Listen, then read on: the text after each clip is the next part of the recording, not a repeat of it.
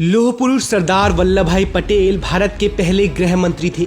एक ऐसा बेखौफ राजनेता जिसने खून की एक भी बूंद बहाए रियासतों को भारत में विलय किया। विश्व के इतिहास में एक भी ऐसा व्यक्ति नहीं हुआ जिसने इतनी बड़ी संख्या में राज्यों का एकीकरण करने का साहस किया हो। लेकिन हैदराबाद एक ऐसा राज्य जिसका निजाम बार बार पाकिस्तान में जाने की धमकी दे रहा था।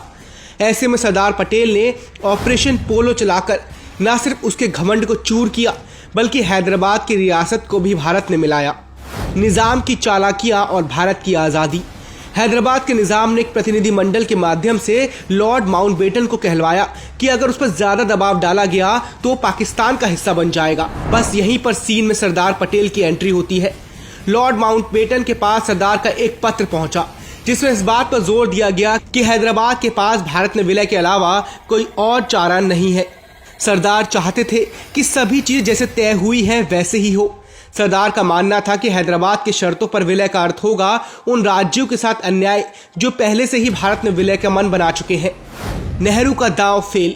खैर, भारत सरकार और हैदराबाद के बीच एक स्टैंड स्टिल एग्रीमेंट हुआ जिससे नेहरू को लगता था कि एक साल के लिए शांति रहेगी, लेकिन निजाम की डिमांड्स बढ़ती जा रही थी। उसने भारतीय करेंसी को हैदराबाद में प्रतिबंधित कर दिया। साथ ही उसने हैदराबाद से शेष भात में होने वाली कीमती धातुओं की सप्लाई भी रोक दी। विदेशी संबंधों का हवाला देकर निजाम ने पाकिस्तान में एक अधिकारी को तैनात किया। साथ ही उसने पाकिस्तान को 20 करोड़ रुपए का कर्ज भी दिया। हैदराबाद कश्मीर बनने चल निकला था और इसका शिल्पकार था ओवैसी की वर्तमान पार्टी का पुराना स्वरूप और उसका संस्थापक कासिम रिजवी।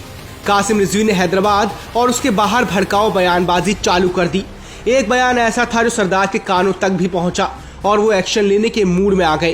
कासिम ने कहा था कि अगर भारत सरकार हैदराबाद में दखल देती है तो उसे 1.5 करोड़ हिंदुओं की हड्डियां और राख मिलेंगी। ऑपरेशन पोलो लॉर्ड माउंटबेटन के इस्तीफे के बाद सरदार पटेल निजाम की नौटंकियों से परेशान हो गए थे। जून 21, 1948 को लॉर्ड माउंटबेटन ने गवर्नर जनरल पद से इस्तीफा दे दिया और इसके साथ ही हैदराबाद सल्तनत के पिट्ठुओं ने हिंदुओं पर आतंक बरपाना शुरू कर दिया। कांग्रेस के 10,000 कार्यकर्ताओं को जेल में ठूस दिया गया। हैदराबाद ने संयुक्त राष्ट्र तक मामला ले जाने की तैयारी कर ली थी। भारत ने साफ कर दिया कि उसका घरेलू मामला है। हैदराबाद ने अमेरिकी राष्ट्रपति को पत्र भी लिखा। इसके बाद मेजर जनरल JN चौधरी के नेतृत्व और लेफ्टिनेंट जनरल महाराज श्री राजेंद्र सिंह जी के मार्गदर्शन में भारतीय सेना ने ऑपरेशन पोलो प्रारंभ किया। सितंबर 17, 1948 को हैदराबाद की सेना ने आत्मसमर्पण कर दिया।